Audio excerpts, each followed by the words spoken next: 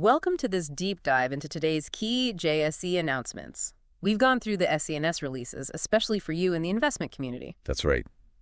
We're here to cut through the noise, really. Exactly, to bring you the movements and results that actually matter. So, let's jump straight in. Okay. It was definitely a busy day, lots of different things happening across various sectors. Let's kick off with Nedbank, some big board changes announced there. Yes, Mary Sina Bomala and Oliver Darrell Fortuin appointed as independent non-execs. That's effective from June 1st next year, 2025. Seems like they're bringing in some specific expertise. Absolutely. Bomala has a strong background in finance, resources, media. Fortuin's deep into ICT across Africa, the Middle East, even the U.S. and Asia. So covering both financial oversight and the tech side. Precisely. Fortune's on the IT committee, Bomala on audit, and interestingly, the Transformation, Social and Ethics Committee. It signals a focus on, future-proofing and governance. Okay, makes sense. Now, switching gears a bit, Teresa's interim results looked, challenging. Yeah, they did. Revenue down nearly 24%, EBITDA down 45%, and net profit after tax dropped almost 79%. Wow, those are some steep drops. What's behind that? The CEO pointed to market uncertainty plus operational issues, things like drilling equipment problems, weather impacts too. It's tough out there for miners right now. But they still declared an interim dividend, US 1.5 cents. They did, and they mentioned their share buyback program continues. So despite the headwinds, they're still signaling some confidence and returning value to shareholders. Right. Okay, let's look at the financial sector. Investec released preliminary results. Yes, both Investec Backtrack and Investec Limited. And they look pretty strong, actually. Strong how? What were the highlights? Well, return on equity for the combined group was solid at 13.9%. Their pre-provision adjusted operating profit topped £1 billion, up almost 8%. That sounds positive. Any flags? I saw a mention of restatements. Yes. Minor ones related to variation margins and their rewards program.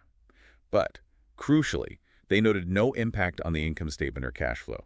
So more accounting adjustments than underlying issues. Good to clarify. And they also announced dividends and a share buyback. Correct. A final dividend declared for both Parak and limited shareholders, and a buyback program of around R2.5 billion, or $100 million. Shows strength and shareholder focus again. Okay, sticking with positive results, Spear REIT reported too. Yes. Their audited results for the year ending Feb 2025. Distributable income per share was up just over 3%. And occupancy looked good. Very good. Improved significantly to 97%. That's a key metric for REITs. Revenue up over 11%, LTV down slightly, interest cover improved. All solid signs. And they declared a final dividend and gave an outlook. Yep, a final dividend of about 41.7 cents per share. Right. And they're guiding for 4% to 6% growth in distributable income per share for fiscal 26. Quite confident. Seems the property sector, or at least parts of it, is holding up well. What about healthcare, Life Healthcare? They also reported interim results. Robust activity growth paid patient days up 2%, occupancy at nearly 69%. And the financials? Revenue from continuing operations grew over 8% to R12.1 billion. Normalized earnings per share, or NEPS, which strips out some noise, was up 9.1%. So solid operational performance flowing through. It appears so. They also increased their interim cash dividend by 10.5% to 21 cents per share. Headline earnings were impacted by some once-offs, but the underlying business looks healthy. Their debt position seems comfortable too. Okay, quite a few positive earnings stories there. What else got your eye? Any significant shareholding changes? Yes, a couple. RMB Holdings disclosed that Parasec Prime Brokers now holds a beneficial interest of just over 5% in their shares. Okay. And Coronation Fund Managers disclosed a decrease in their holding of British American Tobacco shares, down to about 9.9%. Some fund manager adjustments there. Interesting. And we saw BATSS themselves continuing their share buyback on the LSE. That's right. Part of the program they announced back in March. Standard procedure, but always worth noting the ongoing capital return. Glencore also reported share purchases. Yes, just routine buyback activity reported for them too. We also had Shuka Minerals, formerly Edenville Energy, give an operational update for their Rukwa mine. Right. Following their JSE listing just yesterday, they're talking about restarting the mine with initial funding expected soon, a staged ramp-up planned. Something to watch, especially being newly listed here. And Shaftesbury Capital. They had an AGM trading update. Sounded positive, strong demand in the West End, high occupancy, leasing activity ahead of estimates. They also completed that Covent Garden deal with NBM. Okay. And quickly, any other notable points? Delistings, address changes?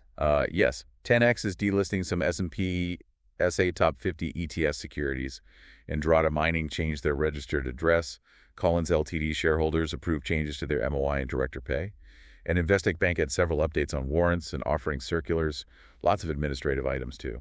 Got it. So pulling it all together, what's the main takeaway for you, our listeners, from today's JSE activity? Well, it's certainly a mixed bag, isn't it? You've got strategic board appointments like at Nedbank signaling future direction. Then contrasting sector performance mining like Theresa facing real pressure, while financials like Investec and REITs like Spear are showing significant resilience. Exactly. And across the board, or at least from several major players, there's this continued theme of capital returns, dividends, and buybacks remain prominent.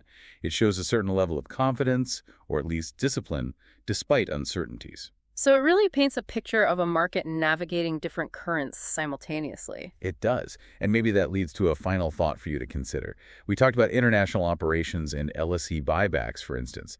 How might these global connections and company-specific actions we discussed today influence valuations and sentiment right here on the JSE in the weeks ahead? Definitely something to mull over as you weigh your investment decisions. Thanks for joining this deep dive.